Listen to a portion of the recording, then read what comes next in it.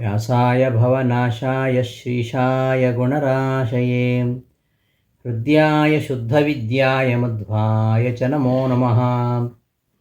ಅಭ್ರಮಂ ಭಂಗರಹಿತಂ ಅಜಡಂ ವಿಮಲಂ ಸದಾ ಆನಂದತೀರ್ಥಮತುಲಂ ಭಜೆ ತಾಪತ್ರಯಾಪಹಂ. ಆಪಾದಮೌಳಿಪರ್ಯಂతం ಗುರುಣಾಂ ಆಕೃತಿಂ ಸ್ಮರೇತ್ ತೇನ ವಿಘ್ನಾಃ ಪ್ರಣಶ್ಯಂತಿ ಸಿದ್ಧ್ಯಂತಿ ಚ ಮನೋರಥಾಃ.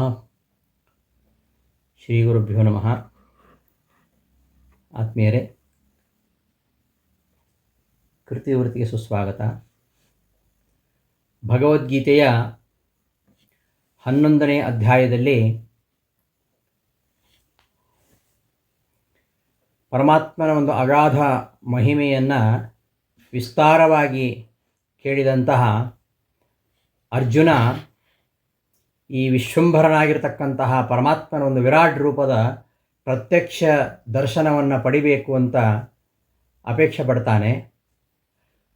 ಅವನಿಗೆ ಪರಮಾತ್ಮ ದಿವ್ಯ ದೃಷ್ಟಿಯನ್ನು ಕರುಣಿಸಿ ತನ್ನ ವಿಶ್ವರೂಪ ದರ್ಶನವನ್ನು ಅವನಿಗೆ ಅನುಗ್ರಹಿಸ್ತಾನೆ.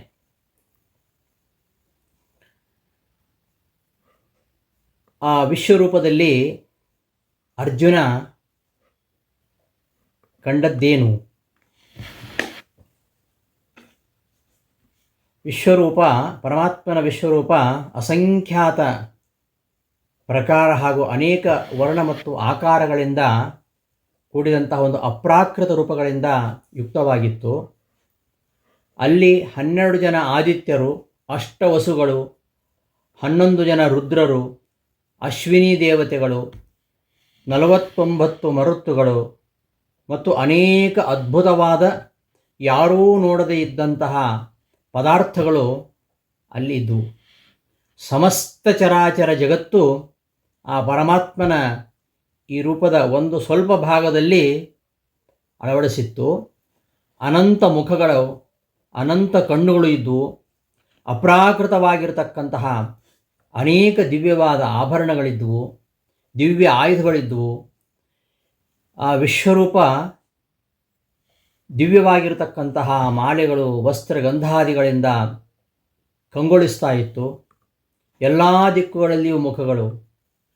ಆಕಾಶದಲ್ಲಿ ಒಂದೇ ಕಾಲದಲ್ಲಿ ಸಹಸ್ರಾರು ಸೂರ್ಯರು ಉದಯಿಸಿದರೆ ಯಾವ ಕಾಂತಿ ಹೊರಹೊಮ್ಮಬೇಕೋ ಆ ಕಾಂತಿಯಿಂದ ಯುಕ್ತವಾಗಿತ್ತು. ಮತ್ತು ನಾನಾ ಪ್ರಕಾರವಾಗಿ ವಿಭಕ್ತವಾಗಿರತಕ್ಕಂತಹ ಸಮಸ್ತ ಜಗತ್ತು ಆ ರೂಪವನ್ನು ಆಶ್ರಯಿಸಿತ್ತು.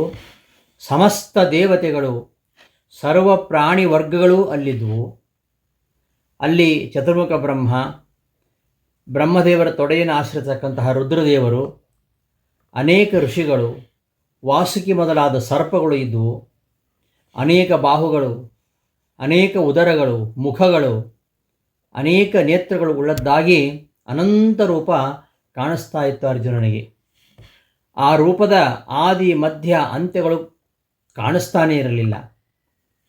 ಪರಮಾತ್ಮ ಕಿರೀಟ ಗದೆ ಚಕ್ರಗಳನ್ನು ಧರಿಸಿದವನಾಗಿ, ತೇಜಪುಂಜನಾಗಿ, ಸಮಸ್ತ ದಿಕ್ಕುಗಳನ್ನು ವ್ಯಾಪಿಸಿದ ಪ್ರಕಾಶವುಳ್ಳವನಾಗಿ, ಜ್ವಲಿಸ್ತಕ್ಕಂತಹ ಅಗ್ನಿ ಸೂರ್ಯರ ಕಾಂತಿಯಿಂದ ಯುಕ್ತನಾಗಿ ಕಾಣ್ತಾ ಇದ್ದ. ಚಂದ್ರ ಸೂರ್ಯರು ಈ ರೂಪದ ನೇತ್ರವನ್ನು ಆಶ್ರಯಿಸಿದ್ರು. ಪ್ರಜ್ವಲಿತವಾಗಿರತಕ್ಕಂತಹ ಅಗ್ನಿಯು ಮುಖವನ್ನು ಆಶ್ರಯಿಸಿತ್ತು. ಅವನ ತೇಜಸ್ಸು ಜಗತ್ತನ್ನೇ ಸಂತಪ್ತಗೊಳಿಸ್ತಾ ಇತ್ತು. ಪರಮಾತ್ಮನ ಒಂದೇ ರೂಪ ಭೂಮಿಯಿಂದ ಆಕಾಶದವರೆಗೆ ಸ್ಥಳವನ್ನು ಆಕ್ರಮಿಸಿತ್ತು. ಅವನ ಆ ಭಯಂಕರವಾಗಿರತಕ್ಕಂತಹ ರೂಪವನ್ನು ನೋಡಿ ಅರ್ಜುನ ಮತ್ತು ಅವನಿಗಿಂತ ಕಡಿಮೆ ಯೋಗ್ಯತೆ ಇದ್ದವರು ಭಯಭೀತರಾಗಿಬಿಟ್ರು. ದೇವತೆಗಳು ಆ ಪರಮಾತ್ಮನ ರೂಪವನ್ನು ಪ್ರವೇಶ ಮಾಡ್ತಾ ಇದ್ರು.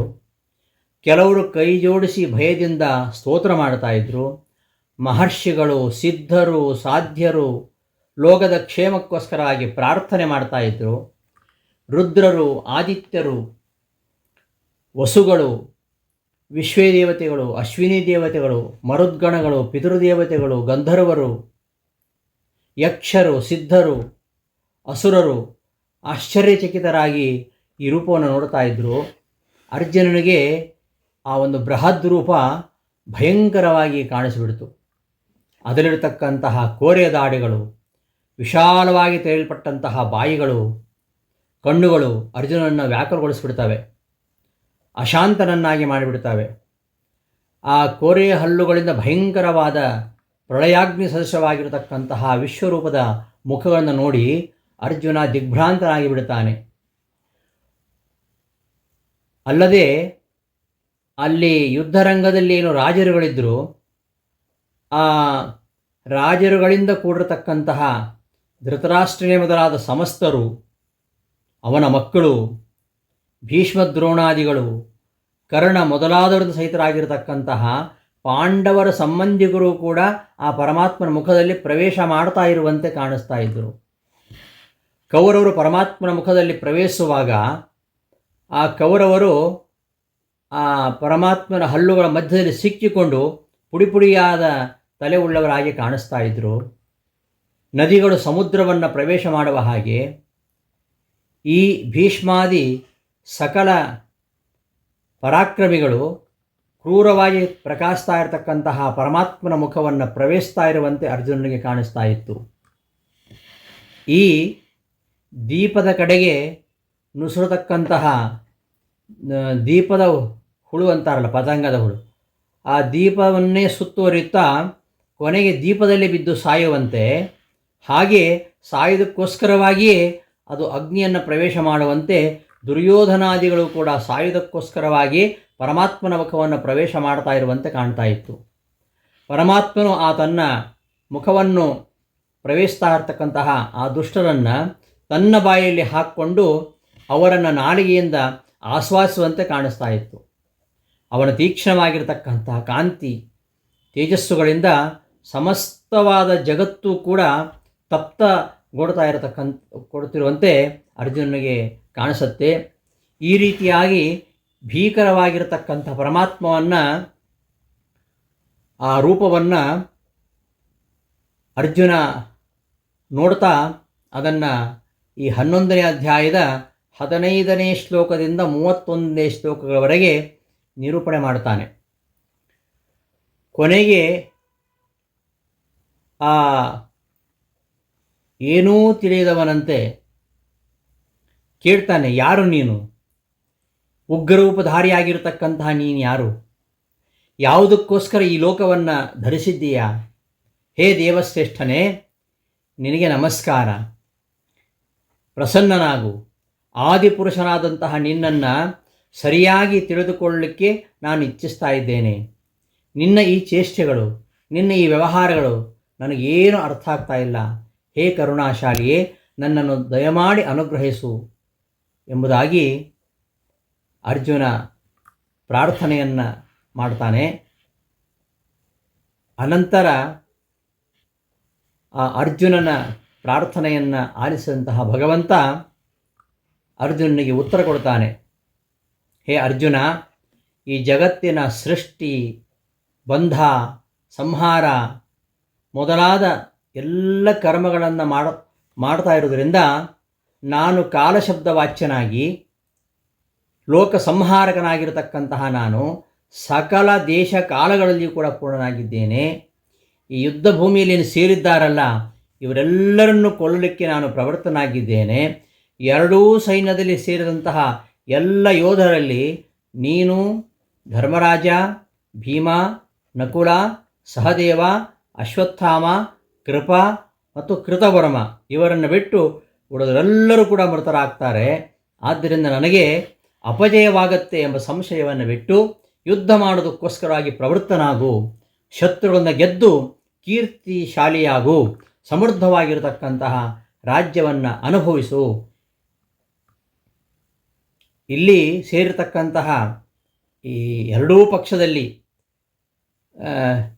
ಇರತಕ್ಕಂಥ ಎಲ್ಲರೂ ಕೂಡ ನನ್ನಿಂದಲೇ ಈಗಾಗಲೇ ಹತಪ್ರಾಯರಾಗಿಬಿಟ್ಟಿದ್ದಾರೆ. ನೀನು ನಿಮಿತ್ತ ಅಷ್ಟೇ. ಆದ್ದರಿಂದ ನೀನು ಯುದ್ಧವನ್ನು ಮಾಡು ಎಂಬುದಾಗಿ ಕೃಷ್ಣ ಉತ್ತರ ಕೊಡ್ತಾನೆ. ಇಂಥ ಒಂದು ಸನ್ನಿವೇಶವನ್ನು ನಾವು ಭಗವದ್ಗೀತೆಯ 11ನೆಯ ಅಧ್ಯಾಯದಲ್ಲಿ ಕಾಣ್ತೇವೆ. 11ನೇ ಅಧ್ಯಾಯದ